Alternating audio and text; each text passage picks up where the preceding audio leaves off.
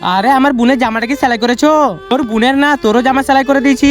এই নে ধর এটা। আরে আঙ্কেল জামার দরকার নাই, এই নাও অ্যাডভান্স পয়সা। আর মা এলে বলে দিবে যে জামা সেলাই হয়নি। আমি মিথ্যে কেন বলবো? আরে আঙ্কেল আমাদের আজকে স্কুলে যেতে হবে। আচ্ছা ঠিক আছে বেটা যাও, আমি তোমার মাকে কিছু বলবো নি।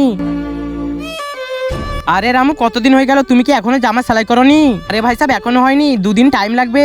1 সপ্তাহ থেকে 2 দিন করছো। আমাদের জামাগুলো দিয়ে দাও, আমরা অন্য কারো কাছে সেলাই করে নেবো। 1 সপ্তাহ থেকে আরে ঘরে বসে আছে। আরে কি দেখছো, কাপড়গুলো দিয়ে দাও না, নাহলে বাবা অনেক রাগ করবে। আচ্ছা ঠিক আছে ভাই সাহেব, এই নাও, এর জামা সেলাই হয়ে গেছে। আমি মিথ্যে বলেছি নু। তার আগে তোমরা যদি শয়তানকে ঘৃণা করে আল্লাহকে ভালোবেসে থাকো তাহলে ভিডিওটাকে লাইক আর চ্যানেলটাকে সাবস্ক্রাইব করে যাও। আর না যদি লাইক সাবস্ক্রাইব করো তাহলে বুঝে নেবো তুমি শয়তানকে ভালোবাসো। তুমি মিথ্যে কেন বললে? আরে ভাই সাহেব এই দুজন 500 টাকা দিয়েছে মিথ্যে কথা বলার জন্য। আরে এই মিথ্যে বলছে, আমরা পয়সা কোথায় পাবো একে দিবার জন্য?